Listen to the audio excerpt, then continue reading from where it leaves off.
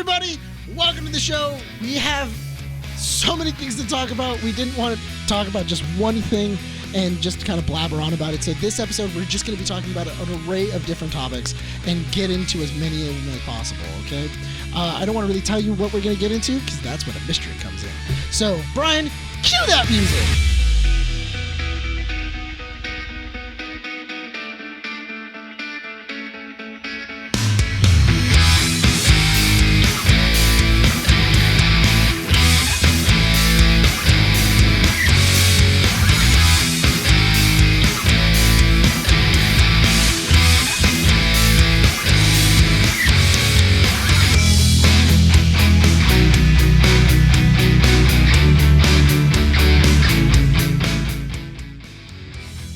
From 12920 Philadelphia Street, Whittier, California, in the heart of Uptown Whittier, keeping up with the nerds, it presents issue 65. 65, yes.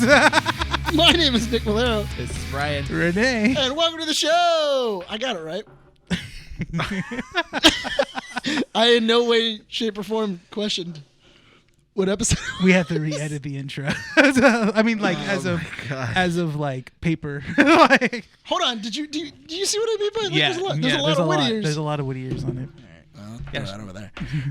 Hey guys, how's it going? I'm doing well. You know what? What was it? I noticed that last time we didn't talk about it, but I wanted to because Visions is coming out. Oh no, hold on. He did realize all the clackety clack and the clickety clack. Yep. I didn't realize that my badge was on, so I'm just gonna put that. Just stick it in there. There you go. No one knows. All right, cool. So, shh. Okay. So, what was it? I finally got my magic key, like we were talking about a couple of issues ago. I finally went to go make that's right. my lightsaber. How was the experience? Dude, I cried. You showed me the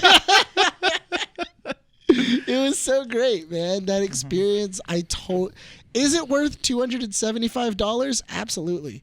Was it $275? It's like $275. Is it $275? I thought it was $230 from what I remember. so. No, it's $275. Trust me, I have a bill. That tells me that. My bill says something different. Actually, Rene, so my buddy was telling me, it was really interesting. So he was telling me when you go to the robotics shop early on, and then go in and then say you wanted the credits. Like I want to buy credits. Okay. And essentially what will happen is that they'll give you a metal gift card that you have to put $100 on. Yeah. But you're already going to spend $100. Yeah. Like you're going to spend $100 in Disneyland. Anyway, and essentially it's like it's literally back to credits that you could scan. Oh, that's cool. And you can like basically pay for stuff and stuff like that. So if you're already going to spend $100 or over, but I mean what I'm saying is like it's basically like a nice little like keepsake and stuff like that. Like it's a full on metal like what was it, gift card? Kind of like how the Apple credit cards are. No, but it looks like credits. It looks like Star Wars credits. So you can actually go up and then like while you're in Baku, they'll say like that's why, because I didn't understand when they said, do you have Terran dollars or do you have credits? And I was like, what does that mean? Like I didn't get it at first. And my buddy goes, oh, you can go get credits. And I went and now I have credits. So now How many I credits have are in your credits though? None credits. Left? How many? How many credits left? do you have left? Yeah. Like $14. No, 14 credits. Because that credit went to alcohol. So many words. So many times you're saying credits. Credits on credits on credits. Credits. Whittier on Whittier on Whittier. Does Batu take crypto? Huh? Does Batu take crypto? Bitcoin. It's the galaxy far, far away, so I don't see why not. Yes. There's many. What is this Can you call imagine Bitcoin? Disneyland's like Dogecoin? Disney. I would be so upset if I got if I was a bounty hunter in Star Wars and then I got paid for a job like at the end of the first episode of Mando, and then somebody handed me Dogecoin. I would be like, what is this? It's 1,000 Doge. It's 1,000 Doge. I would be so upset. I would be like, what is this? Why? So Why are you giving me this Monopoly money? So you build your lightsaber. I built my lightsaber. So what'd you choose? I chose the elemental. Mm-hmm. I chose elemental nature. Yeah. Mm-hmm. Yeah, that one was really. A good amount of people choose that one. I've noticed. Is it the what was it? Is it because of what are you doing? Fixing the camera. Oh yeah, you're you're not too centered. Yeah. So it's all good. Anyway, I picked. I mainly picked that one because of the leather. Mm-hmm. Is it actual leather or is it? It's close enough. Okay. It's pleather. It's close enough. It's pleather. $300. I mean, the thing's pretty heavy. It's mostly metal. No, it's a good replica. Mm-hmm. Like when I first made mine, I was surprised at the quality. Like the interior portion of it's plastic. Right. They tell you like if you don't assemble it correctly, you can thread. You can ruin the threading of the certain parts of stuff like that. Absolutely, so you still got to be careful with it. But for like $275, the experience, honestly, like I think it's worth it. Yeah, and I also thought it was really interesting too that now, because they didn't do it in the very beginning when they first came out, was you can actually buy the pieces now. Like you can buy different pieces for like $25. Oh really? Yeah, for like $25 you get 2 extra pieces. Okay. And because it says like buy extra scrap. Two extra scrap. Yeah. It's supposed to be a scrap. It's supposed to be a scrap yard. Yeah. So it says like, oh yeah, you can get like 2 extra pieces of scrap for like $25. So I thought that was kind of cool because then I was looking at it and I was like, oh cool, like I can get the other bottom for my lightsaber because I got the Rancor tooth, but also the Rancor tooth makes it really hard to like stand it up. Yeah, that's and true. Stuff like that because it's like an odd shape. Whereas if I get the replacement, I can put the bottom on it and it'll still look nice, and then it has a flat bottom. It was funny when you send the picture in the group chat. And did you think I was sending something else? No, because it was too long. And, well, now I feel small. Well, because so. I was with Manny. Podcast, guys. I was with Manny's at Manny's house, and I was like, "Oh, look, Nick built his lightsaber," and she goes, oh, "That's exactly how I was gonna build mine." She's like, "I was like, sucks." I was like, I got there first. Yeah. Now she has to build it different. Yeah. She can't do the rank. Well, she still wants to do the Rancor tooth at the bottom. She can do the Rancor tooth. That's the main thing she wants to do. But if I show up and she has the same lightsaber as I do, we're gonna have to fight. Wait, and then you chose the color purple. Yeah, I feel like a lot of people are choosing purple now. Yeah, which is cool. I mean, purple is a cool color. Yeah, I gotta do my. So I already chose what I'm doing. I'm doing peace and justice. Nerd. You know what the thing is? But here's the thing though, is that I had an idea of what I was gonna get to going in, and I then got there because I was like, I'm gonna get the elemental. Like that was like a for sure thing. I was I'm getting the elemental. Yeah, and then as I'm putting it together, pieces started looking cooler to me than other pieces that I originally wanted on it, and I was like, I kind of like that. Oh man, that looks sick. All right, cool. Peace and Justice is the Old Republic, right? No, that's Protect. No, Peace and Justice is Luke Skywalker. Yeah, that's the one that looks like Obi-Wan Kenobi and Luke Skywalker's. Okay. Yeah, out of the experience, because you're the only one out of the 3 of us that hasn't done it yet. Yeah, you'll be doing it soon, right? I'll be doing it in October. Yeah, okay, dope. They told me to please stop wailing, or else I would be excused. I was just crying. I was so excited. I was like, no, they didn't tell me that. They just kicked me out. Get out. Jedi don't cry. No, I thought it was funny because even a buddy of mine, because my buddy was like super into it, and he was behind me and he was filming it, which also he filmed it like he was a 45-year-old dad because he filmed it this way. So did Andy. Huh? So did Andy. Yeah, I don't know why they did it portrait instead of late. No, but do you understand why I get so like why are you yelling at her? Yeah. No, I don't. Why do you guys get no? Why? No. Go ahead. But do you see how like I get so like on you guys when whenever we film our bits and stuff like that, like a camera's supposed to be a certain way and like all these different things. It's because like I feel like there's a lot of people that don't know how to manage a simple cell phone camera. Bryan. And it's like, bruh, Bryan. like I get it if you want to film portrait, That's fine if it's for TikTok. It's Bryan, you tell first off, you get upset, and I told you already, I can't do anything about it. Oh, right? shut It's up. not my fault. Stop. And secondly, Audio only listeners are not gonna get that bit. so you gotta watch it on YouTube. You gotta watch it on YouTube, So anyway, go to YouTube right now. What did he do? He's like whipped his dick out and it's like, Go to the told 10 you it's minute not mark. it's not my fault. It's like a kickstand. So anyway, no, but I really enjoyed the experience. The guy that was standing next to me though, he was having a good time. He was with his girlfriend, and my buddy made a comment, and I just could not stop laughing while he made that comment because we're all picking our crystals, and everybody's being all nerdy, and then his girlfriend's like, "You're such a nerd." Like she tells him, and like I just see him look, and then just like, I don't have time to deal with you right now. Yes, that's awesome. Like I saw him just like look, like, yes, and then good job. immediately go, and just like keep going. You're like, you can say that? Like, don't ruin this for me. Like, I just spent $300. Like, don't ruin this experience for me. You know what? Because I think I'm glad that you actually enjoyed the experience as well. Because it's a big chunk of money. Like $300, it's a solid chunk of money. It's a solid experience, but I mean, it's a fun experience. Yeah. It's solid. I'll show everybody next podcast because we have to talk about Visions anyway. Yeah. Next podcast. I completely forgot Star Wars Visions was coming out. Star Wars technically Visions this Tuesday, right? Comes out. It already came out by this point. Oh, by the time this by the episode, time By the time it's already comes out. Wow, that's crazy. it already came All out. issues come out at once, or all episodes come out at once. Really? Is it Yeah. really? Dude, that is so smart. Yeah, so that's binge. No, because it's supposed to be an anthology, but the thing is that like that's how most people are watching anime these days. I'm just like, I'm gonna binge it. That's gonna be sick. Interesting. Wow. That's a lot of episodes. Sick. That is. So watching it in one day, yeah. Yeah. Oh Oh, yeah. yeah. Oh yeah. yeah. I work late shifts this week, so yeah, I'll be sitting up till 3 in Yeah, the dude. morning. I'm gonna sit there with my Crisco and enjoy.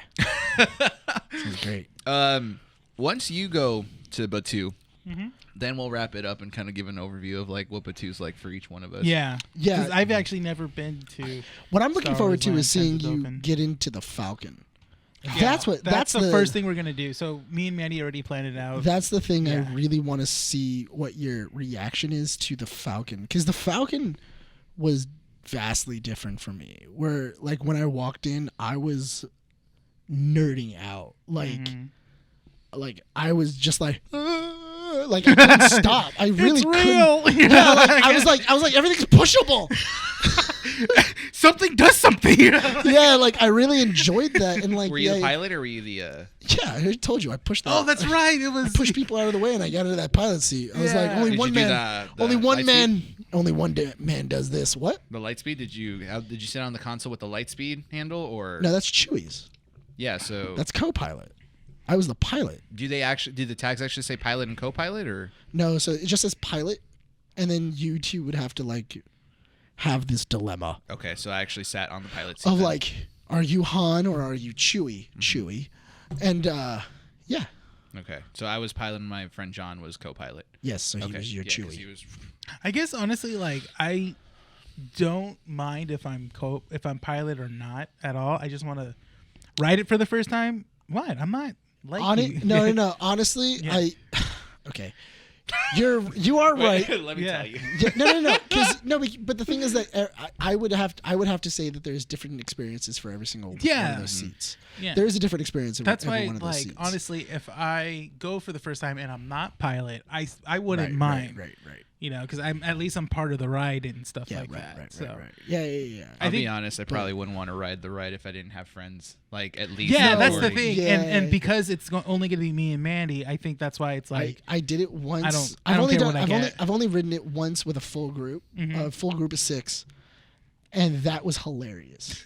Like I loved it so much because like I was sitting in the pilot seat. One of my close friends, actually, Louis Meza from the Meza Bros, was my co-pilot. Oh, that's awesome. He was our co-pilot, and what was it like? Me and him we were flying, and then immediately like I'm going and everything else, and I'm like, oh, punch at you, and he goes, Yeah, that's what John did too. and then he hit it. No, have you ever seen the story with that your fiance posted when she was like recording your reaction? You were literally yelling at your friend. Yes. He's like, punch it, Joey. It's just like right before. I don't like Bryan would fucking yell at them. Oh god damn it! Sorry, Connor. Honestly, I was hoping you were gonna go down that slippery slope of like, oh, and then like, you're like, oh, just keep on going. Oh, damn it! No, but I thought it was really funny because like a buddy behind me, Yeah. He was doing the guns, and then he did the yeehaw. Mm-hmm. He's like. He's like, oh, I got one. I really got one. And then I'm like, oh, don't get cocky, kid. like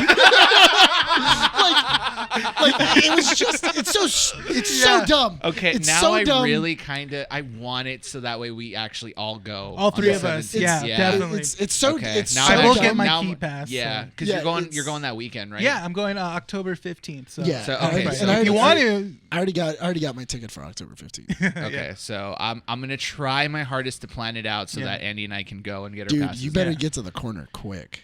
I saw some dudes across the street. They look like they have some deep pockets. You can pay for a Nice, Disney guys. pass. I'm out of here. What are you talking about? Keys. You need keys. Can we get into let's get on to the topics Dude, now because we're already 20 minutes into this Bro, issue. We Disney got- can put that as an advertisement. What? Huh? What? Disney passes. You want them? Start hooking.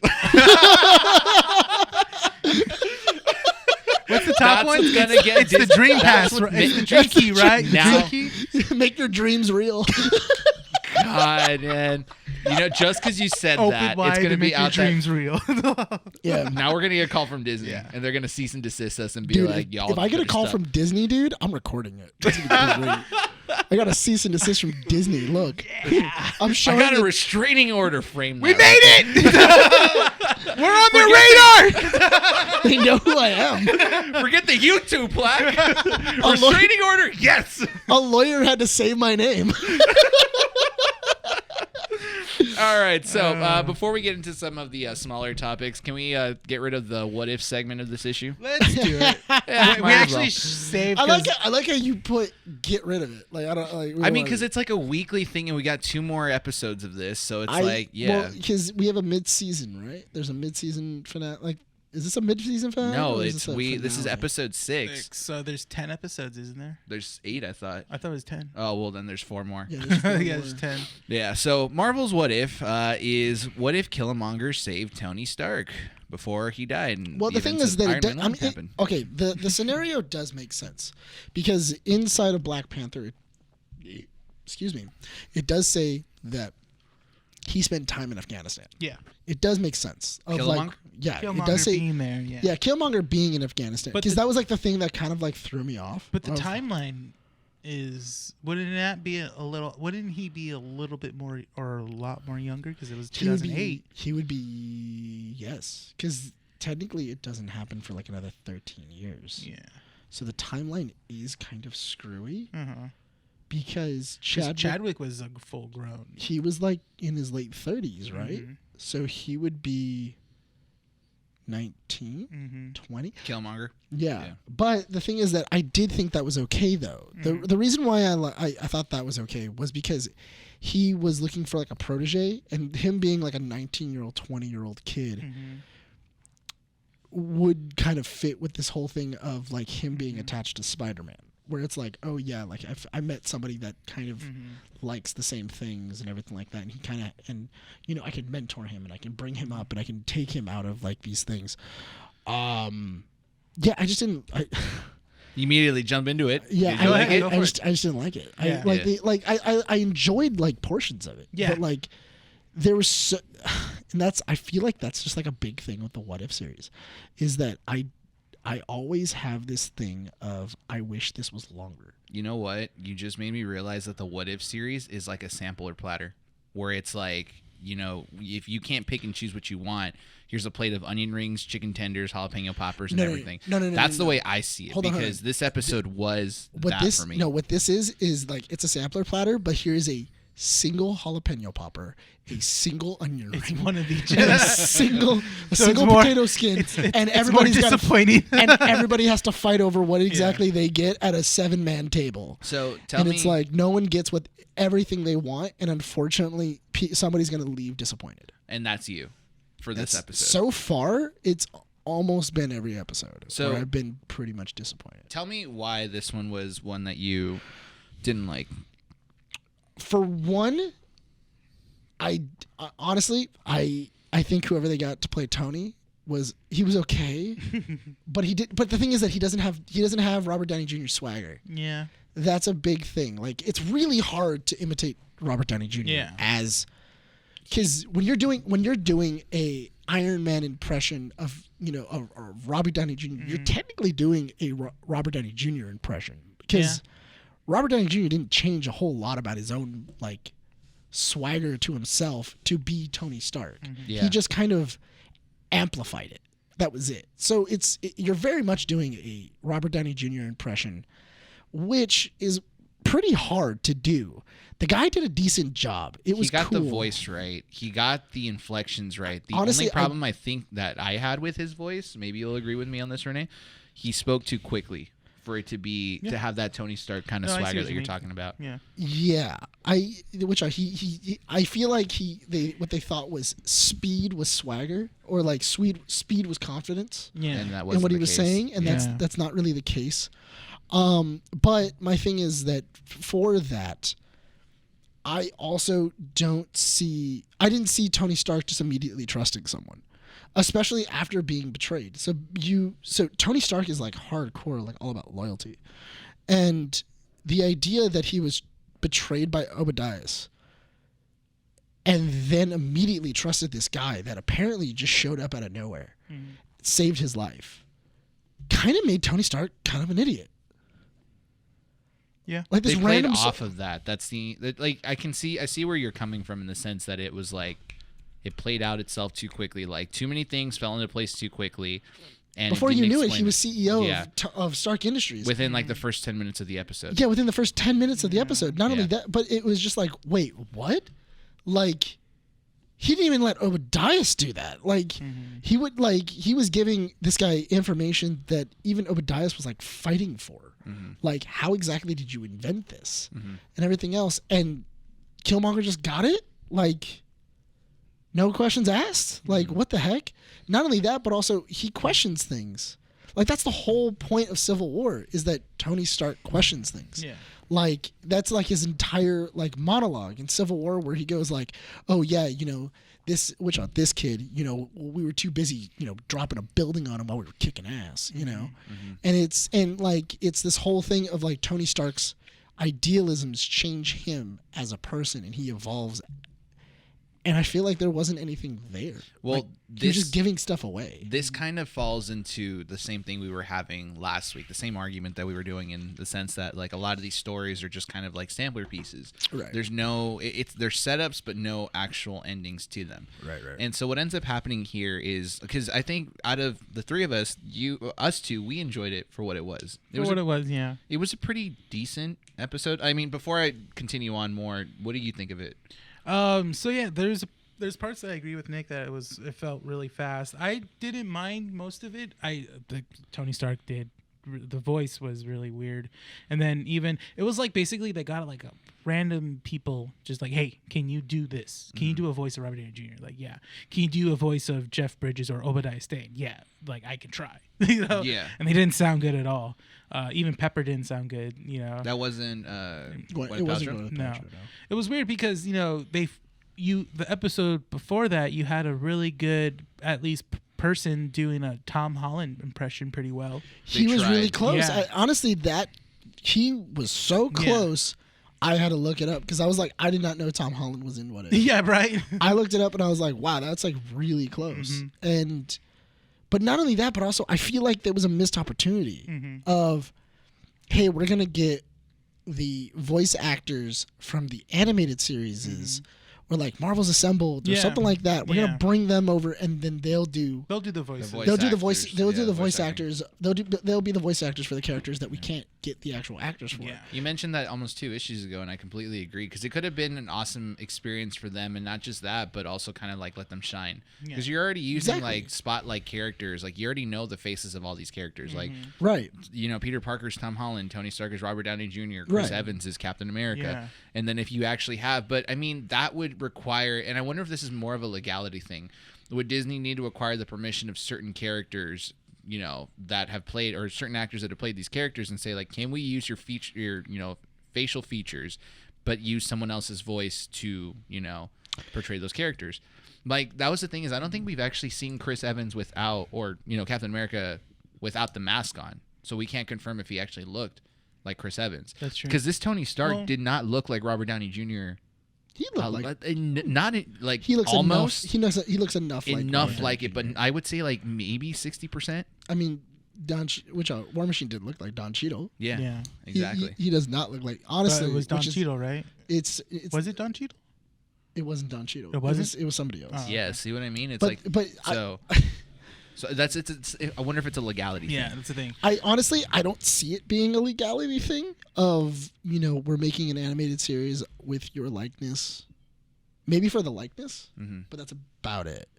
And everything else, because they already went to them to get to use their voices or to get their whatever.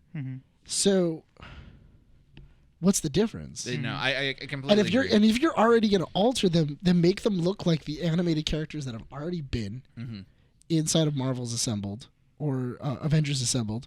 Have them look a little closer to those characters, and then just have those voice actors come in and then do those voices, because they've already done a Tony Stark. They've already done a Pepper Potts. They've already done Captain America. And not only that, but fans would then connect to them and then immediately not go, well, that isn't Tony Stark. They would go, oh, that's Tony Stark. Yeah, I know him. Like, I know that voice. That voice is Tony Stark.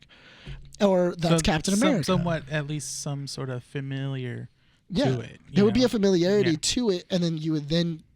So immediately when you hear their voices, the first thing that goes through your head is, oh, it's not Robert Downey Jr. But it's someone that did play Tony Stark. But it's somebody who's played Tony Stark before and does a really good job at playing Tony Stark and knows what it is to be Tony Stark. And then but all they're doing is like kind of doing like a Robert Downey Jr. impression, which is fine. Because that's kind of what if you've seen any Avengers like new animated series, the one I liked they've been doing was for Earth's Mightiest Heroes Avengers. Earth's Mightiest Heroes is good. Yeah, I liked Avengers Tony. Assembled. Yeah, I haven't watched that. Avengers Assembled is a lot of fun. It's really good. And everything else, but that's my only gripe is I feel like they pumped this thing out with not a lot of thought. Like, I feel like they're really trying to set like things up, and they're trying to spin so many plates on so many sticks. It seems like some of them are falling. It seems like some of the episodes, particularly this one, it was more the line of like, how do we get these two characters to interact? Exactly. Because if you think about it, Killmonger and Tony Stark have never met in the Marvel Cinematic Universe. And it's like, they're like, okay, we'll take those two characters and we'll have them meet. Connection. Yeah. This is a very rough connection because you had to understand and know certain historical portions of these characters that were in this episode, like Killmonger actually fighting in Afghanistan and possibly being in the same place. Honestly, I was actually really disappointed because what I thought they were originally going to do is he was going to build Killmonger an Iron Man suit. So that's what I originally thought. The marketing, because there's a Lego set of this episode, and there's a suit that builds for Wakanda. That's from either Wakanda or for Wakanda, and it's with Tony Stark and Killmonger in it, and it was never in this episode. It says "What If" too, Marvel's "What If," and there's is it an Iron Man suit? It's like a buster. Like it looks like a big like Hulk buster. Yeah, something like that. It's like a Hulk buster? It's like a Hulk buster kind of shape. So I'm going to play devil's advocate here and say that I actually really enjoyed. I would say that it's not one of my favorite, but I enjoyed it enough to say that I think it was a good episode, in my opinion. But that's because I'm looking at these not with high expectations. I'm kind of just looking at them as like, okay, they're little one issue what ifs, you know, like they're setups. They're nothing more than just kind of like short stories with the possibility of, you know, more to come if it does well.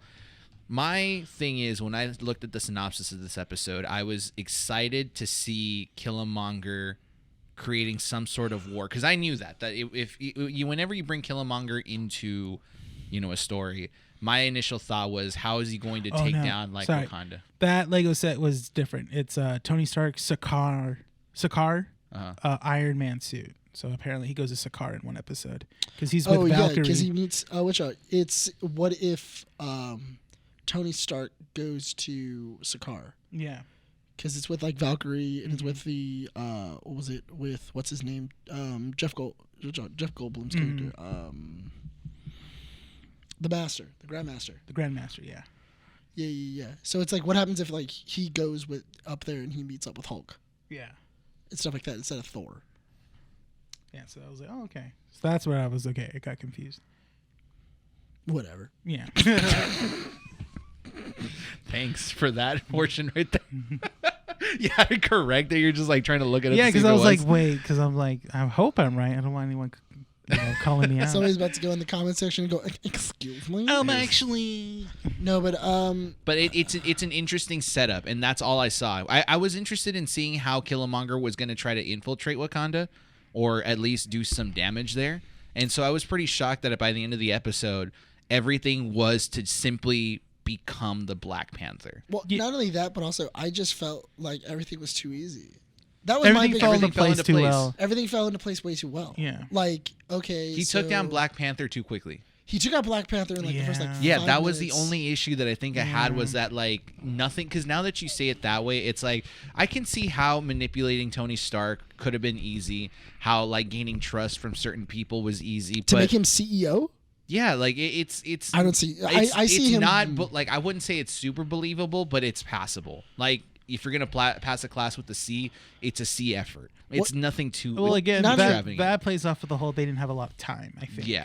Yeah. So but again, it needs to be longer. Yeah, but not only that, but also I feel like there was a lot of things that could have just been fixed. Of, like, okay, Iron Man is known for doing his research. Sure. About people knowing everything about somebody as they kind of walk in. Like, okay, take the scene inside of the Senate where Tony Stark is told that China, Korea, the Russians are all building Iron Man armor. Oh, in Iron Man 2. In Iron Man 2. And the first thing he does is he goes... That was me. He looks at his watch. No, first thing he does. First thing, no. The first thing he does is he automatically steals the things and he knows all this information. He hacks all the screens and he immediately he can tell you where they are in their tech. He knows a lot about Spider-Man because he's done some research on him. Oh, yeah. He knew exactly where to find Peter Parker. Like this is a web slinger that's been like just saving people in New York. But technically, he does that in the episode when Killmonger comes back and says like, "Oh, did you actually like?" You know, but at no point he checked in on Killmonger before welcoming him in. That's true.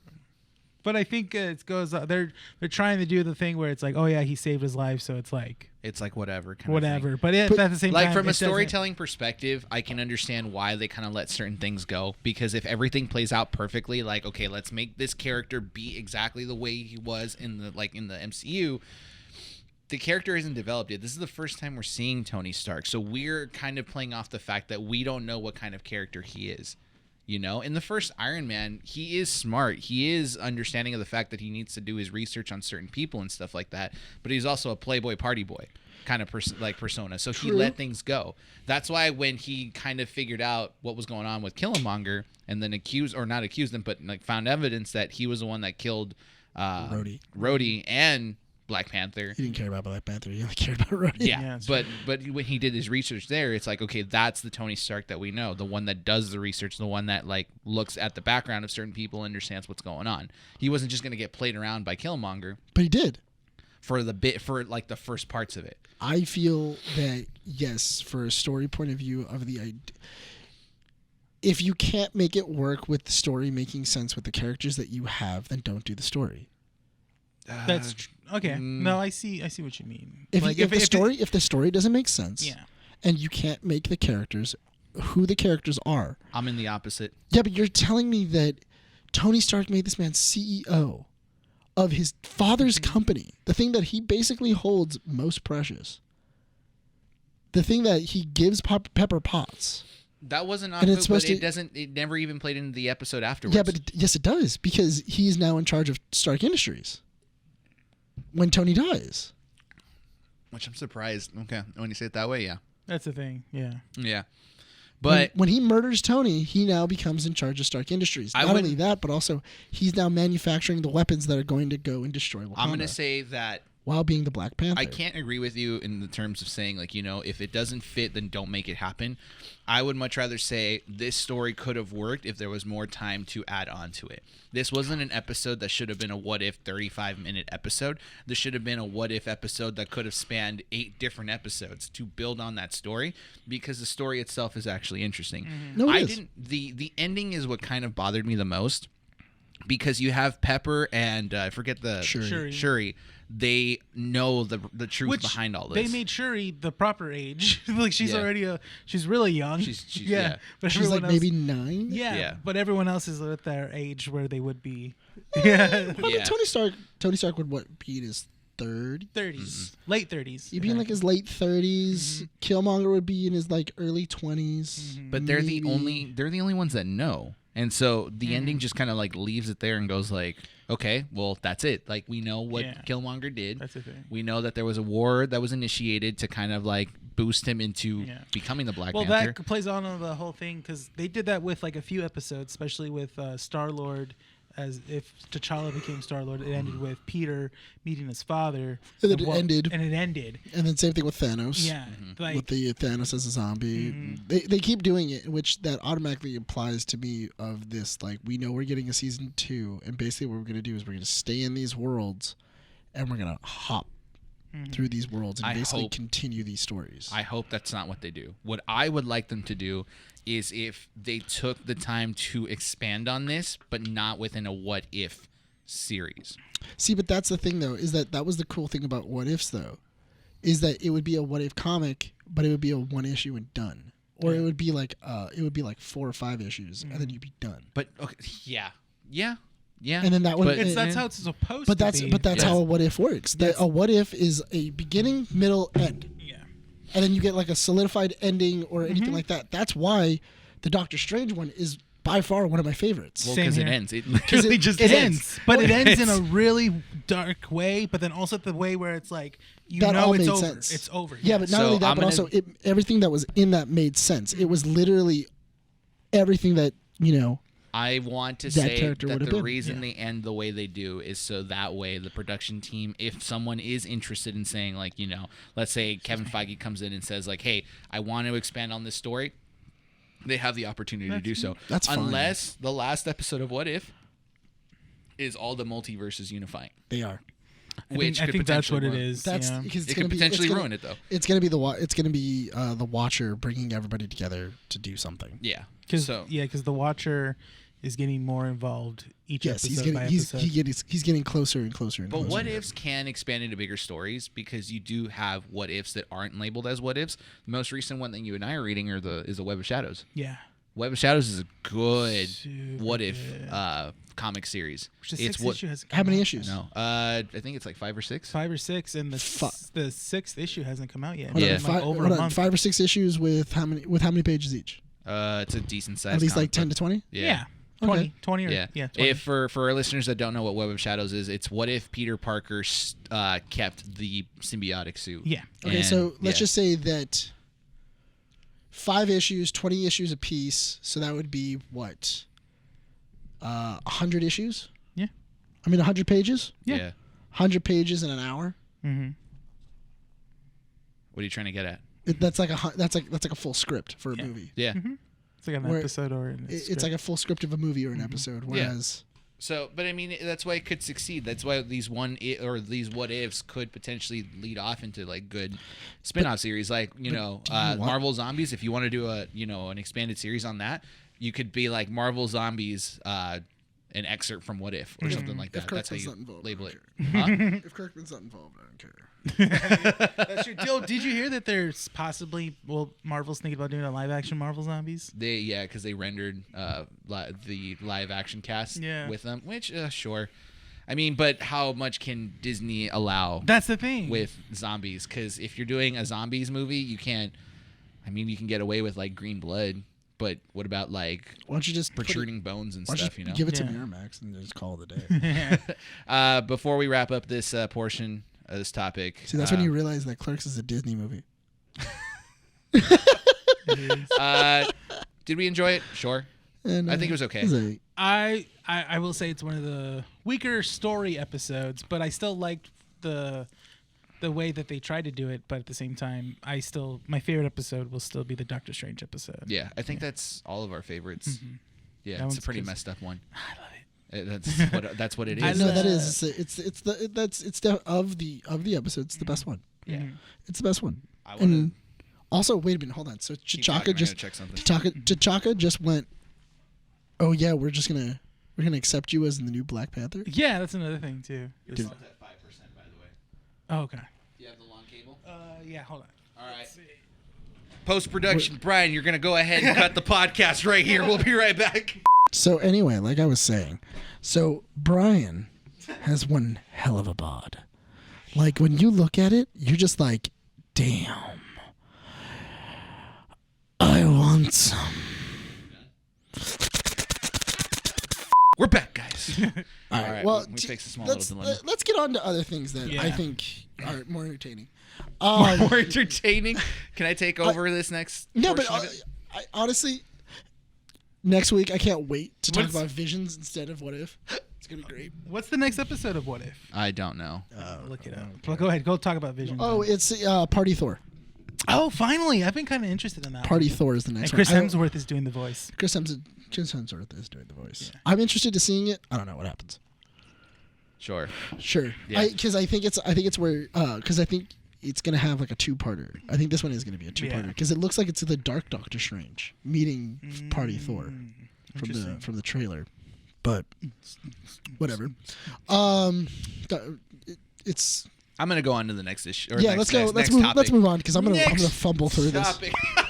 Just gonna- So Fumbles, it's I always sent a little thing on our group chat that the director of Dune, just like Martin Scorsese, called out Marvel movies and basically said that they're all pretty much cut and paste. Same thing we talked about 20 episodes. Yeah, and you explicitly mentioned that over and over again before we started recording. Which I think is relevant. Yeah, It is. It is, but I kind of want to take a different angle at it. Okay.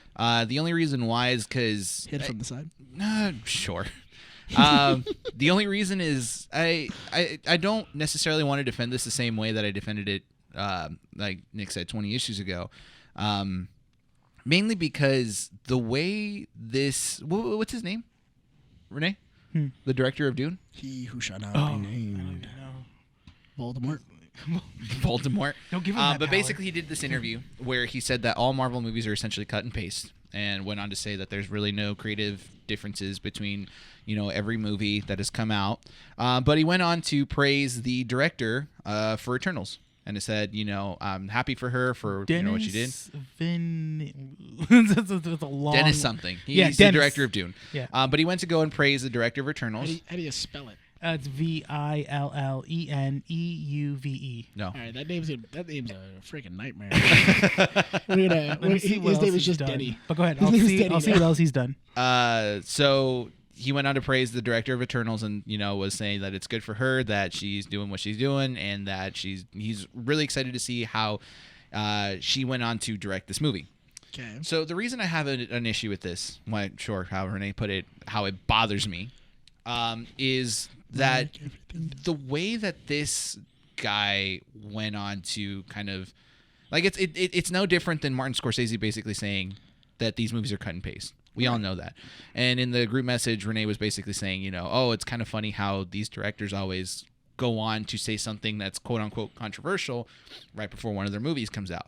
Maybe to say publicity, maybe to kind of like bring relevancy to their name or the movie that they worked on.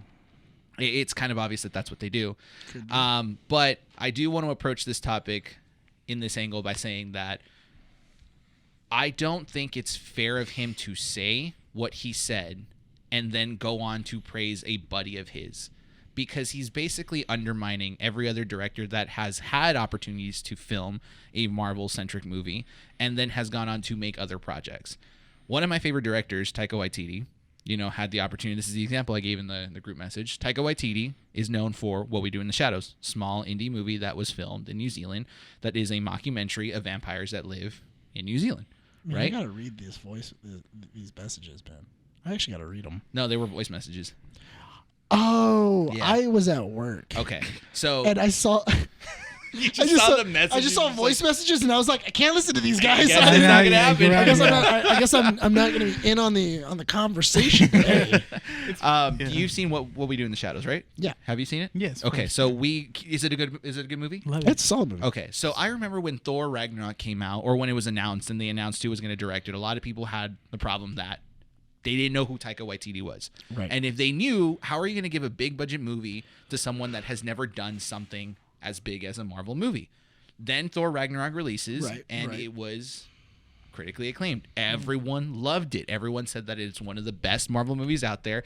It did a much better job than the previous two Marvel movies, and it's ranked among one of the best ones out of everything in the MCU. Right.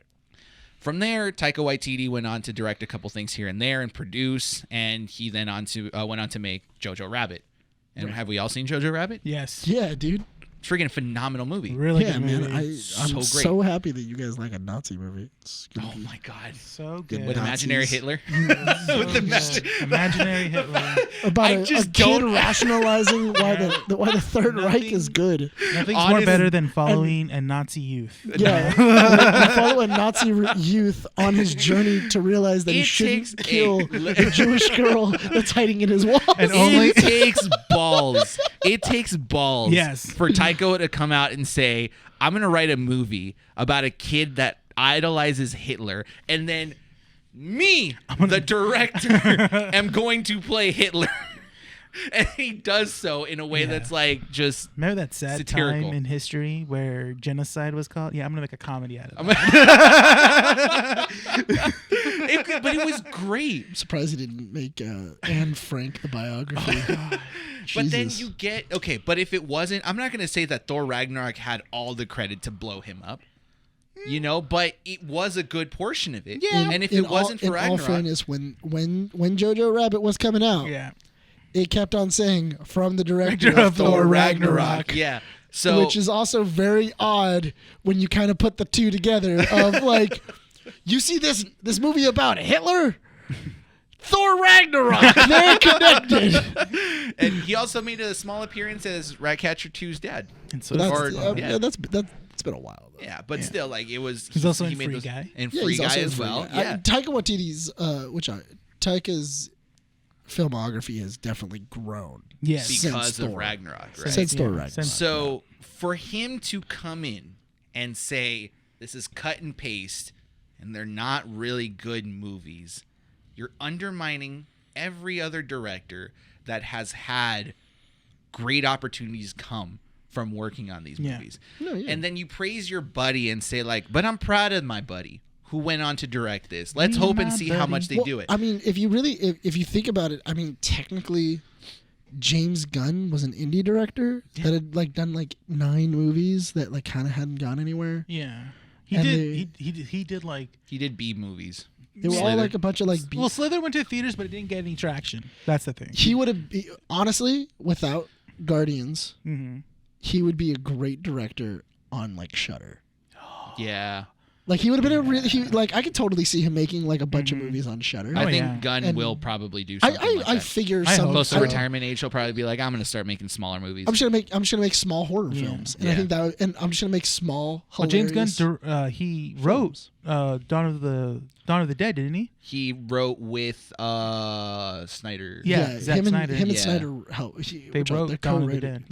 What did he also do that? What if Superman was evil movie Who? that isn't Superman movie? What? Oh, Brightburn. Brightburn. He helped Yes, produce that. He helped yeah. produce it. Yes. So It this could be. is- Yeah, now that so you mentioned it, it could be. Yeah. going back to the Dune director, this is his director credits he's done. He's done Prisoners with Jake Gyllenhaal and Hugh Jackman. Okay. He's done Sicario. He's done Arrival. And he Yeah. also did Blade Runner 2049. He's done some solid Directed? movies. Directed. He's done Okay. some solid movies. Blade Runners. And I certainly love Sicario. That's one of my favorite. Sicario's good. That's one of my top favorite movies. Arrival's pretty dope. I haven't watched Arrival yet. Really? I keep putting it off. I don't know why. But I did like Blade Runner 2049. That was actually pretty good. Their movies are not. His movies are very beautiful to look at. Yeah. Arrival, Oh, 2049. that whole scene in Sicario when But they're in that- the freeway and they're about to but leave the border. That's gonna. I feel like that's gonna be kind of interesting for Dune because Dune really is like a very for it being like a a book about like a desert wasteland and stuff like that. There's a lot of stuff that it could be that's in Dune that visually could be amazing. It would fit his style. And it would look really cool. Not only that, but also I just want to see Aquaman and Poe Dameron fight. Oh, that's going to be just sick. Are we excited for Dune? I'm going to watch it. I'll say no, but I will watch it. I'm going to watch it. Sure, you know? I mean, I've never really watched the original Dune movie. Yeah, man. I know Neither of have I. it. I know of it. It's on HBO.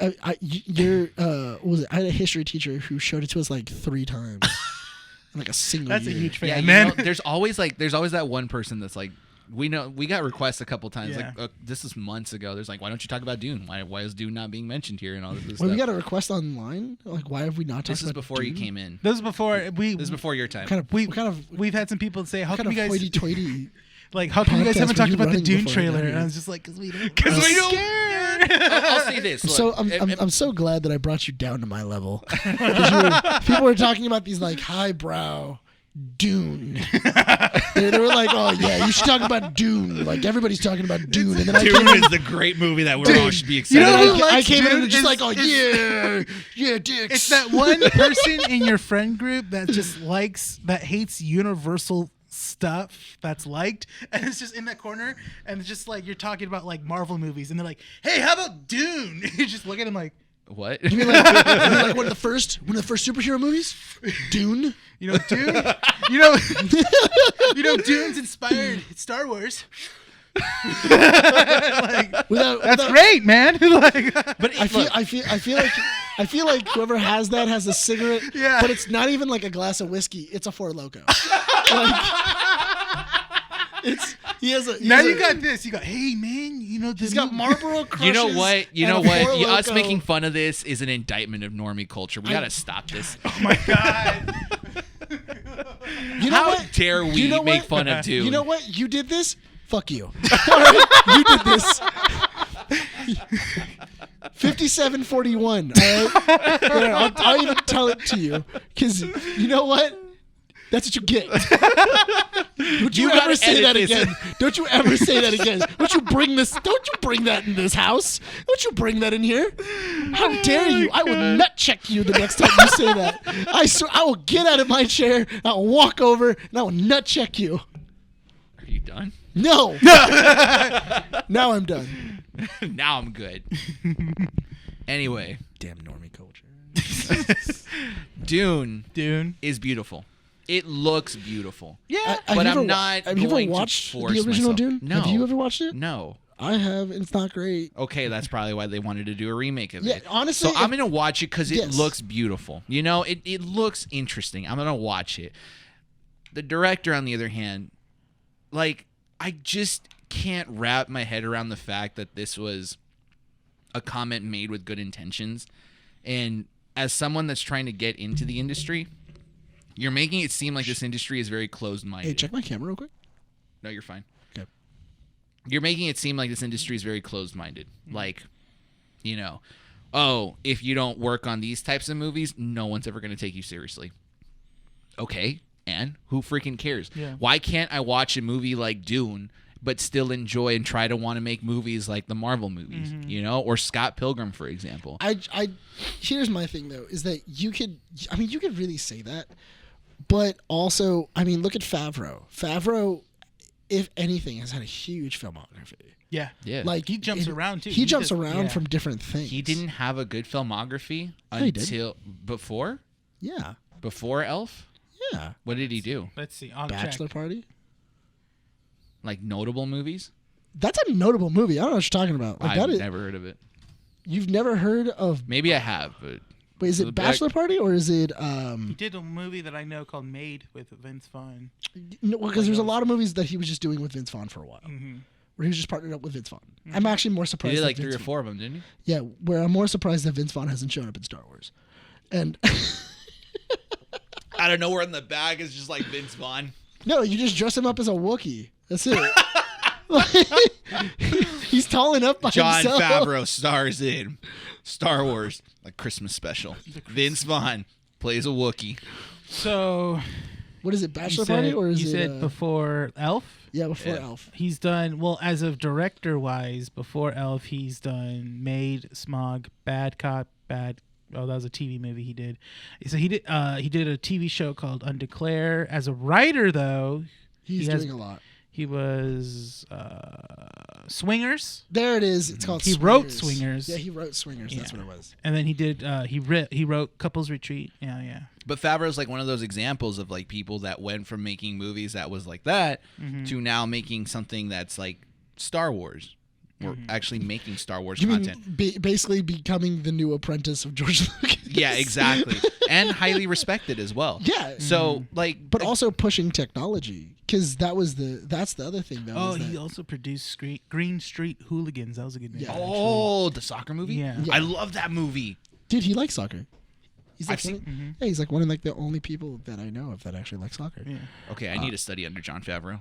That's my goal. That's your goal. No, but what I'm saying, That's my goal. But what I'm saying John is Favreau, that, I'm gonna cut this and put it on TikTok. John Favreau, if you're listening, please hit me up. I would love to like be under your apprenticeship. dude, he'll let you stand on him.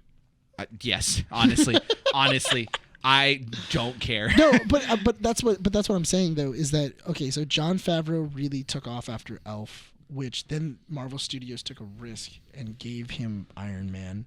John Favreau then made another risk of getting Robert Downey Jr. Yeah. They then made another risk of filming a movie before the script was finished to then make $100 billion.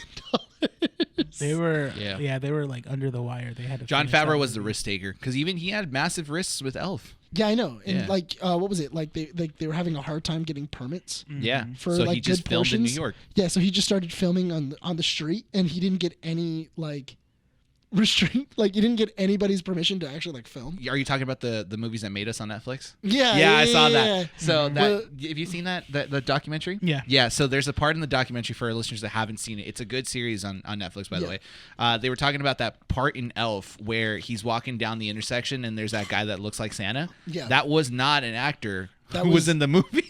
They literally, Will Ferrell just approached someone. According to this documentary, he just approached someone in a red suit that looked like Santa and said, "Hey, are you Santa?" And then they just asked permission to be used in the film, and they did. He directed an episode of The Office. Yeah. Who did?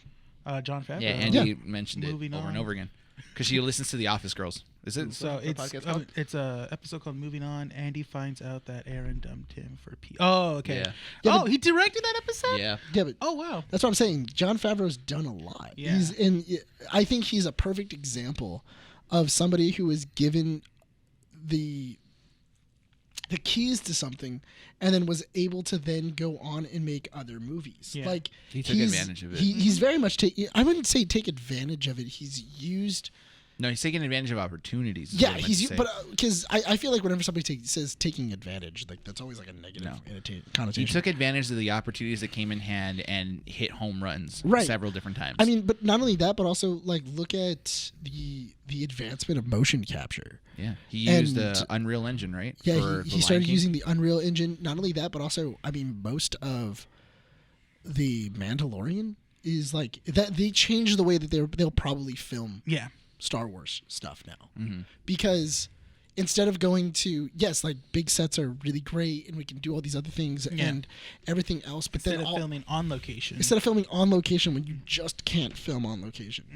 And it kind of is this revolution that George Lucas was already talking about when he made the prequels, where he was like, oh yeah, we're going to make like all CGI scenery and it's going to look good and you're going to believe that you're in the Star Wars universe.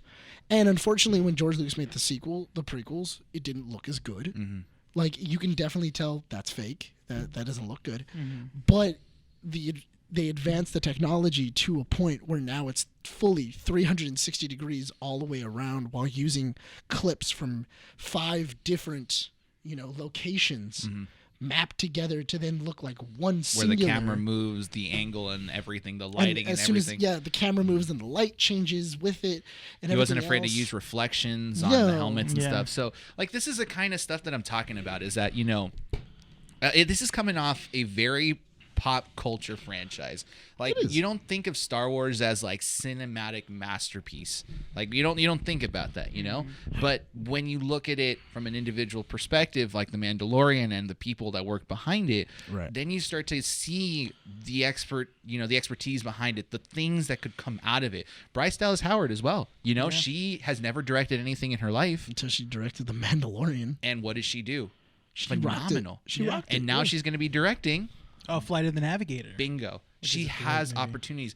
And that's why, look, massive respect to the director. What's his name? Dennis again? I forget. Oh, Denis Valero. Yeah, last name. Dennis V. I cannot disrespect the name, regardless of what he has said, you know, the comment that he said, because he worked on some fantastic. He's actually worked on just like Martin Scorsese. Like. Yeah, but they both have their own.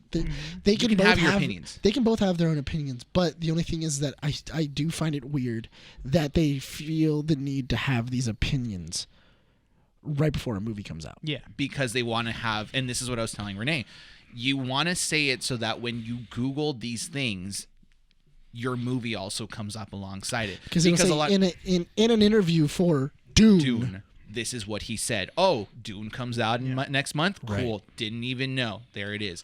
So that's all it is. But if all there's fairness, I mean, that is kind of like the only time they actually are in front of a camera. Yeah. And being interviewed. So I mean, in all fairness, it could just be coincidence, but also it's a very nice marketing coincidence. It is a marketing.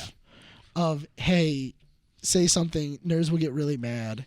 They were already kind of the ones that were going to see this movie, and so now we're going to get other people to come. The truth of the matter is that Hollywood is a very culty environment. You know, you're supposed to have your networks. You're supposed to know people to get into the industry, so on and so forth.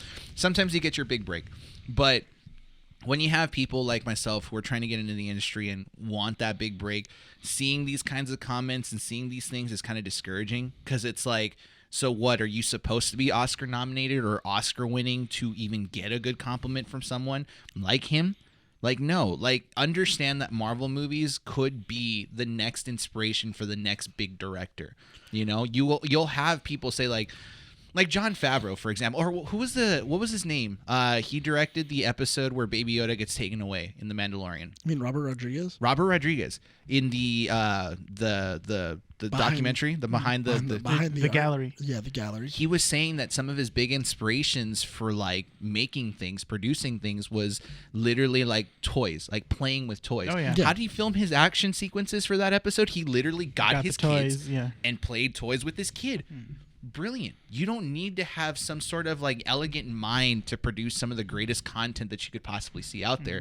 Just have some good inspiration. So no, if I ever get to meet him, cool. Have your opinion on this. Robert Rodriguez? No, Denis V. Dennis V.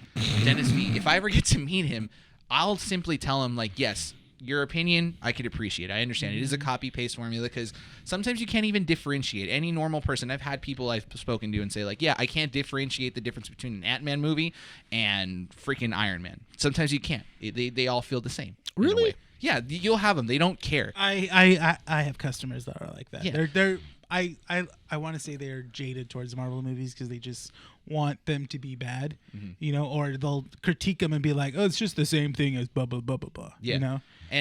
But those movies could potentially be inspirations for the next producer that could be working in Hollywood.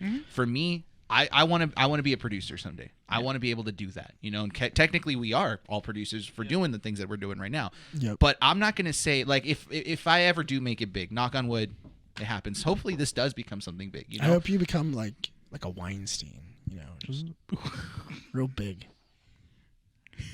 Did you see how we just stood quiet? Like, no. I was kind of. It was funny because he said it, and I was like, oh.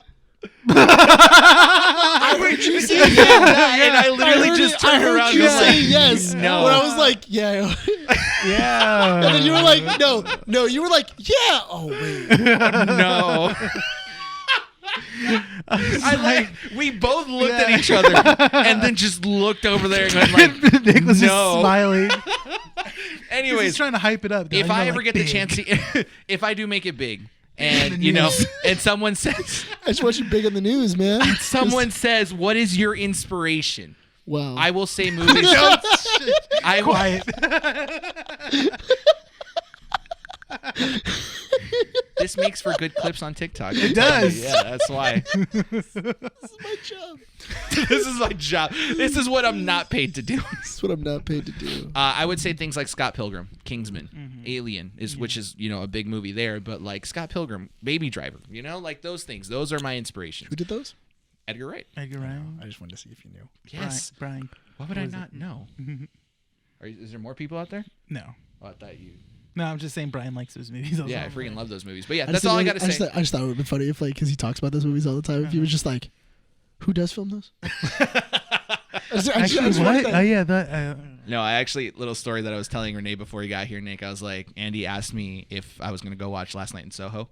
And it comes out on October 29th, I think. Yeah, October 29th. The end of next month. And she's like, are you going to watch that Edgar Wright movie? And I'm like, yeah. She's like, how? It's a scary movie. I'm like, because it's Edgar Wright.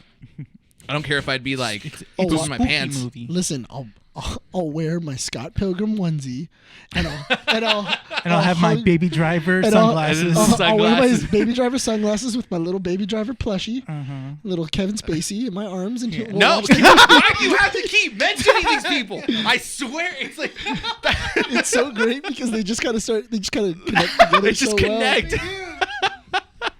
Speaking of which, Gold member doesn't hold up. Or they mention a lot of people. Wait, who? Who? Gold member. Gold member. I was rewatching it the other night, and then it was just like because it's on HBO Max. Yeah, it's on HBO Austin Max Powers, now. right?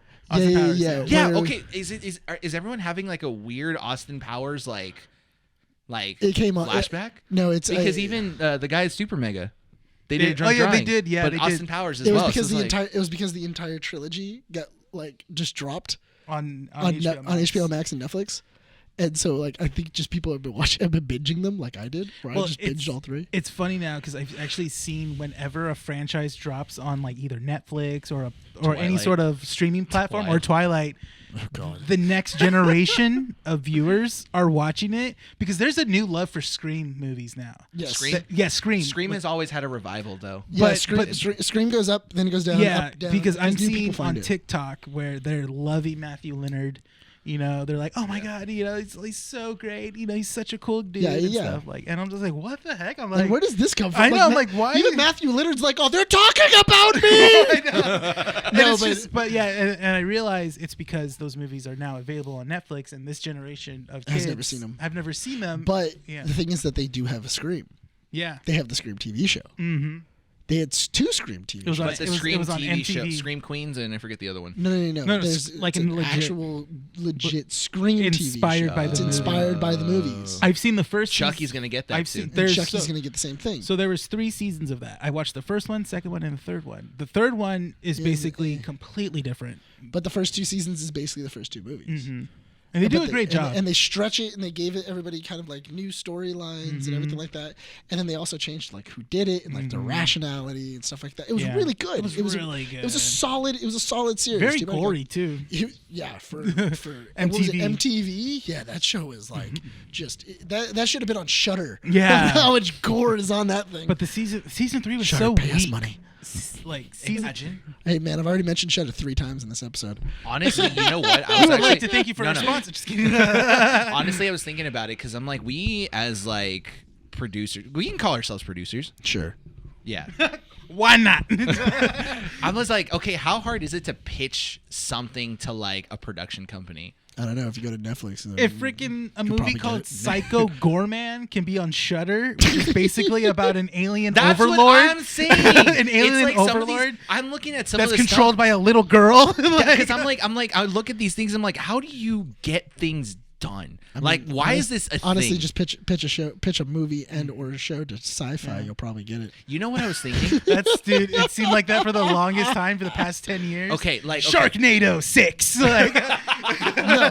In all seriousness, hold on. Volcano versus plane. Oh yeah. Excuse me. Okay, do we lava go, spiders? Do we want to do we want to get into the funny? We're never gonna do anything with our lives production, or are we actually trying to make a name for ourselves? It depends if one Dude, of Sharknado our ideas... made over $1 billion. Did it really? I will The guy's do. like, set. I will do anything. I gotta run a shark into a hurricane. I'm in. So you want to know why I was thinking about this? Because I was watching Good Mythical Morning. Yeah, Right. You know who they are, right? Sure. of course. Yes I grew or up no? with YouTube. Yes. Okay. It's because when you say sure, I'm just like, I don't know if a sure is yes. I or you guess being it's like, not a confident fine. sure, Yeah, Brian. it's like yes or no. Just Brian, yes or continue. no. We're at an hour. Anyway, and 15. yes, Come on. that's fine. I get it. We have one more topic to talk about anyways. Let's get a gold member. No. I was thinking about it because did you hear that Good Mythical Morning, the Mythical, I forget their company name, but they picked up Smosh like 2 or 3 years back. Oh, really? You didn't know about that? I didn't know that they picked up Smosh. So Smosh got canned because Maker Studios got exposed. I saw that. And they were going to go out. They basically said, like, oh, you know what? There's nothing we're going to be able to do because we have no funding. Our, what is it called? An MMO or something like that? Or an MMM or whatever? No, I don't know what it is. They're called M&Ms. I don't know. Whatever it That is. was Good Mythical Morning, but okay. So they were going to leave. M&Ms. They come in peanuts, chocolate, Peanut rainbow. butter. They did a fudge brownie now. You do Have you the tried fudge that? brownie's good. Fudge Chocolate brownie's really cake. good. Have you had chocolate cake? No. You can get them at the M&M store. Oh yeah. Ooh, we're gonna get that. Can we go? Let's Let's just do book that. a plane trip. Let's to go. New York. Let's go to the New M&M York. store. Anyways, y'all fat. Obviously. so I like how I said M&Ms and immediately derailed everybody. I'm just like, ooh, M&Ms. good job, Nick.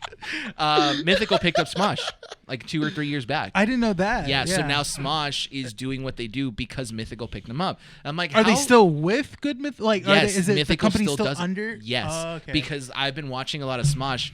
I don't know why I've started binging Smosh again. I'm like, okay, sure. You know They're- what? Same here. Yeah, they're not like, I wouldn't say that they're like super funny. Like I'm not gonna recommend them to people. There was a but time I'm like, I miss them. So there was a time I didn't care for Smosh in that weird transition when Anthony left. Yeah, Where they were just doing like everything ever videos, like that's every all they do Chipotle now. ever. That's all they literally do. but now. Why did Smosh go down again? They got like Maker Studios got exposed for not having any money and delaying payments on certain people that they were working with. Was there also some people on Smosh that got fired for doing some stuff that was like pretty inappropriate? Yes. Yeah, there was There was some. like- there was like two there was like production two hosts. people. Yeah. It was mainly. It wasn't the host. It was the production team. I think. I feel like that's worse. Yeah. But In a but it was because they kind of got let go. That they were like, well, we still want, Ian was the one that was advocating for it because I think a lot of they just got like a bunch of other hosts, Right. and Shane Topp, they always make fun of him for it because he was like on iCarly and he was doing a bunch of Disney Channel stuff as well. And they just acquired him, and that was around the time that they were going to let him go. Honestly, thought it was- I don't know why they would make fun of him. Every single time somebody would have made fun of me for being on a Disney Channel show, I'd be like, yeah, because I get royalties. Yeah, that's honestly, yeah. The voice But I was- actor that does from what is it? He's on TikTok. What's his name? The guy that was he's on the Fire Nation in Avatar. Oh yeah. You mean which Dante Bosco? Yeah, he does a thing on TikTok where it's like, hey guys, so this week we're gonna judge how we're gonna eat lunch by my royalty checks I get for stuff. And so then he goes, ooh, $200 and something. I'm getting lobster. Or like he'll be That's like actually pretty solid. he'll be like $20. He'll be like, it looks like I'm going to McDonald's. Like, it's so great. I was like, but I was thinking about it because I'm like, why don't people like that? I was thinking about it because, like, okay, Mythical picked up Smosh. And Smosh, they're big. They're well-known, right? But they had to essentially kind of redo their stuff. And then I was looking at Mythical's catalog, and they actually have, like, they did this last year where they said that they were going to start investing a lot of money into small creators to kind of, like, get them up and going. And I'm like, well, the one thing they don't have is, like, a nerd network. And we've been talking about trying to make some stuff, right? I'm like, how hard would it be to basically pitch our show to them and be like, hey, yo, look. I'm going to tell you this right now. Oh, he's going to crush our dreams. No. It's going to be. I'm going to tell you the same thing that Paul Dini told me. What? he met Paul Dini. Yeah, Okay. This was years ago. it was years ago. What did he tell you? Paul Dini said, Quit your life. God dang. He's like, oh, you ever been to a psychiatrist? Get yourself checked, please. No, Paul Dini once told me it was a great idea. It was an idea that I wish that we wouldn't have had on a podcast. because once we talked about it, we couldn't do it. Don't just do it. Just do it. Okay. Yeah, that's why I didn't say the idea. Yeah. But that's what I'm saying, because Paul Dini, because it's one of my favorite Kevin Smith episodes of Fat Man Beyond. Fat Man on Batman, was he got Paul Dini, and it's literally Paul Dini and him smoking weed, just talking about Batman. And then that was right before Gotham comes out. And the first episode of Gotham hadn't even aired. It's literally going to air like that week. Yeah. And then they both start pitching better ideas than what Gotham had, yeah. Like, both of them just start nailing each other with like these great ideas of what Gotham should be, and like this is how, like, if it was me, this is what I would be doing with Gotham. Or then they started pitching like this animated series of like what we could do with like little Gotham and everything like that. And they did all these things, and they were like, we need to pitch this. Like, do you know anybody at Warner Brothers? And then Paul Dini's just like, of course I do. Like, I'm Paul Dini, of course. And like, he was like, call some people. Let's get them on the line. Let's do this. And then, because I think this is like a year later, I met Paul Dini, and I was like, hey man, like, whatever happened with like that episode with you and Kevin? And he's just like, and that's what he told me. He was like, that would have been a great conversation if it was not on a podcast. And because if we would have just done it, because later on when we went to go do the things that we were saying we were going to go do, it had already been out for like a year or so. So other people had already started kind of going off of that. Either going off of it, or they started pitching some ideas. Oh, okay. So what you're saying is you got to write a letter to Mythical. Yes. Yeah. Pitch an email. It was a long-winded story to get you to get off your ass and do it. Basically. I've been more motivated, in all honesty. In all honesty, I think because we got to wrap up this issue pretty soon. But we do. Yeah. Oh, come on, we'll talk to the people all night. They're enjoying it. No, like I'll put it this way. That guy isn't moving. Who? That guy. The guy in the camera. The little guy in the camera? No, the guy that's watching. Oh, he's not moving. He probably fell asleep. Hey. They're stealing your pension. What? No, in all honesty, I'm going to say this. Have you guys ever seen Misfits? Yeah. Yes. They're stealing your pension. I've always loved that line of just like, I love that show. I think he's dead. They're stealing your pension. And they're just like, he's like, no, he's fine. He's fine. I will say that myself. all three of us have constantly talked about different things that we've been wanting to do, and we have ideas. We're just excited to do them. I think the time gets the better of us, and we kind of need to stop and just do them. Just do them. Yeah. Just do them at this point. We have the website, which is great. That's thanks to Nick. Thank you. The thumbnails I've been more motivated to do. I actually enjoyed making issue 64s. Yeah, issue 64. That one was a fun one to make. Everyone liked the thumbnail on that one. Yeah, I was like, really what the cool. heck? A lot of people liked it. I'm like, okay, that's pretty dope. Did you pick up on the fact that one of them was red and one of them was blue? Yeah. Yeah. But I didn't know which one I should make red and which one I should make blue. Yeah. So I was like, okay, I kind of want to make this one, that one. Yeah. So all this stuff, I mean, we're writing some stuff that we're going to be releasing in October. Speaking of October, yeah. Yeah, Nick we have that. We're a bony hand. We have some stuff planned out in November. We're more excited to keep going. I think a year in, I'm just happy that we've 100%ed and more our motivation to keep going. Yes, Bryan, keep talking. Yes. Are you good? No, I got a skeleton hand now. I'm entertained.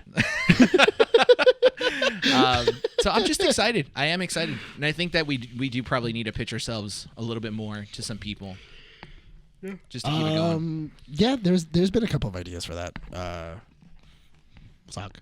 It's in the work. We'll talk off the podcast so it doesn't get on the air. Yeah. Can we? Yeah. That way I can speak frankly. Crush our dreams.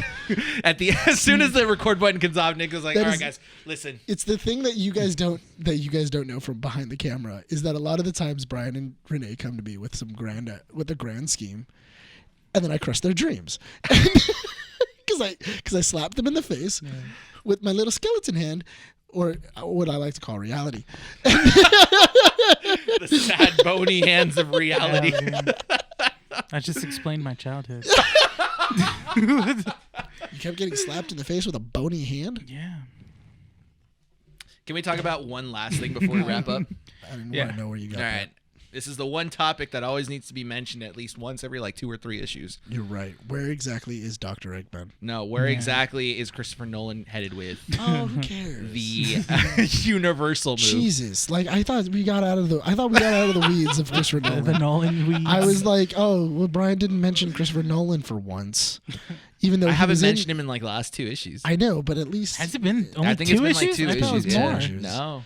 now if you. It's if- funny that he popped into the news like sometime this week, and I'm just like, what did he do now? What is he saying? Honestly, if you guys go back in the past 2 issues, he actually does Morse code of saying Christopher Nolan with his eyes as he blinks. And who cares? No, So honestly, what? that's what Nolan, I read. listen, Nolan is a good. He's a Good. Yeah. I like how you good. God. no. Okay, so he is a good director. He is, but the only problem is that sometimes he doesn't think everything out, or he's too posh for his own good. Like no, I feel like at this point the problem is that no one is telling him no. Like he's going that direction of like no one is saying like no, we can't do that, or maybe Because it's Christopher Nolan. That. Yeah, and I feel Nolan like that's is the problem. Hollywood though. royalty. But that's the problem, though, is that I feel like you always need that resistance or somebody else to I mean, look over are your you work. going to tell James Cameron no? Yes. Yes. Yes. Don't do any more Avatar movies. We No. don't care anymore. released a second Avatar I'm movie, not even- but no one years cares. after. No, I'm not even worried about the Avatar movies. I'm more worried about his deep sea dives. He's gonna find an Is ancient he alien. really doing deep sea dives? Yes. I didn't know Dope. Dude, he holds one of the Hey, highest records let's go, of a deep Cameron. sea dive. How, do you need me to join you? Because if we do Pacific Rim reality, hell yeah, No, you know that he's like one of the top researchers of the Titanic, right? dope. That You know sounds this, about right? And at the No, I bottom, didn't. That sounds and about he's right, also though. like developing technology to research the bottom of the ocean. Dope. Good. No, Yes. we don't know what's We down we there. need to know. Leave it There's alone. 2 Leave things it that I alone. want to figure out on this planet. See, he's What is gonna at the find- bottom of the he's ocean, gonna and disrupt how far something? does space expand? It's gonna be the end of the world, Yeah, directed the by world James serpent will Cameron. come That's what he wants. James Cameron's gonna come out in his like, how old is that guy? Like 60 years old? It's old. He's old, He's but he's gonna be old. like 120, and he's like, guys, I'm gonna make my final movie. It's I gonna think he was release in the already- next he was 20 already years, like 30 but or it's gonna 40 be a when he came. documentary. masterpiece. It is his. It's gonna be Terminator the end of meets the world. Avatar. Titanic is shown. Just connects He everything. starts, it's a whole. The Titanic Aliens, goes to Titanic, Pandora, but then finds xenomorphs. Titanic, aliens, and not- Avatar all collide in one. What'd you I'm say? not The gonna lie. Titanic didn't sink I'd because watch of that. the glaciers. I'd No, watch that. let me pitch you one, okay? The I- Titanic didn't sink because of the glacier. It sunk because it got infiltrated by xenomorphs, right? But I'm gonna tell you now. Jack purposely did not die. Okay, what he did is he faked his death by drowning because he knew that underneath that platform was a portal that would lead him to Pandora, where then he became one of the avatars. What are you talking about? That's the movie that James Cameron's gonna do. It's his like whole sequel trilogy thing, whatever that he's gonna be working What are you on. talking I about? thought you All were the- gonna say Jack was the found a tribes of- portal to the What are you talking future. about? The tribes of Pandora are the people who died during the Titanic. And they were what? They became. And so the next great They, enemy they, is the they xenomorph. became the which one? They became The blue people. The blue people. Do you remember what their names were? no, the Okay. Navi. Oh my God! You God. did remember, you nerd. Yeah. Oh my God! All right, end the show now. All right, hold on. Let's get, I mean, you brought it up, so I guess we have to talk about it. I was like, do you remember the names? I'm like, yeah, I weirdly do. Yeah. Okay, so anyway, besides the Navi stuff, You knew the name too. because you just said it. No, but then you knew what it was, so you asked me to see if I would remember. So if I didn't remember, you would have made fun of me. Yeah, Yeah. it was a lose-lose. It wasn't a lose because I remembered. I feel like this is the Inception kind Yeah, of no, but this is a lose-lose for No, you. it's a lose for you because I remembered. Who cares if I remembered? Yeah, I know, but I was gonna make fun of you no matter what. It doesn't work that way. Whatever. What are you gonna say? What are you gonna say? So, anyway, no, I was gonna say. I mean, Nolan's made good movies. He's Tenet's not great. It's beautiful. I still haven't watched it. His movies have okay. I feel at this point, I feel the same way as I do with Zack Snyder, where his movies are beautiful. They're really well shot. but somebody else needs to write them. He's like, yeah, no, it's like, so like he goes, here's the movie. Okay, let's see. Take 5 pages of that out. You didn't even look at it. You didn't even look at it. It's like, So, do the producers? Do you think that they get a Christopher Nolan script and be like, "All right, so the title is Tenet, written and directed by Christopher Nolan. Greenlight it. Let's go, guys. How much money do you need? Honestly, yeah, we can write you a check for and I that. go, but I thought it was about apartment tenant. dude, They see the movie, they're like, dude, that would have been hilarious if producers came premiere night and then they sat down and they were just like, I thought it was about an apartment complex. I thought it was like different layers. They Was like thought a different that it was reality. a tenant that lived in an apartment complex who was a spy. I thought it was an anthology of tenants in a complex that are all living in the same building, and then it goes from room to room. Mm-hmm. And then we find Leonardo DiCaprio's character from Inception. This is not the movie I wrote a check for. Wait. No, because here's the thing though, is that like did you ever watch the behind the scenes for Tenet? No. I did.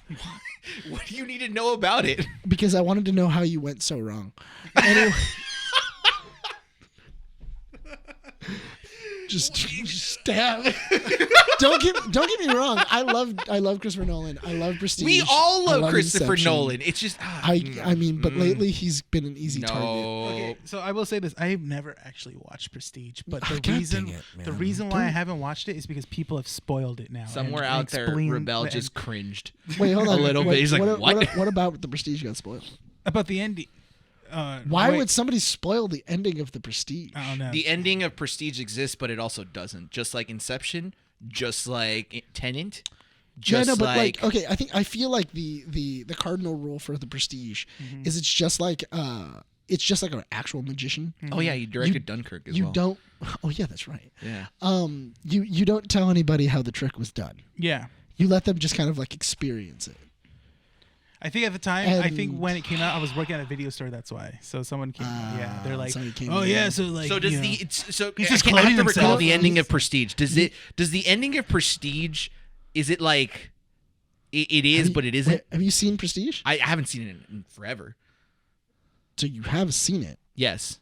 Do you want me to tell you what the ending? Yes. of Remind me what Prestige the is? end. Go ahead. No, I just ruined it. yeah. The ending of Prestige. So the entire. It is, but it isn't. So no, the ending of the Prestige is that you find out that Hugh Jackman's character actually Spoilers!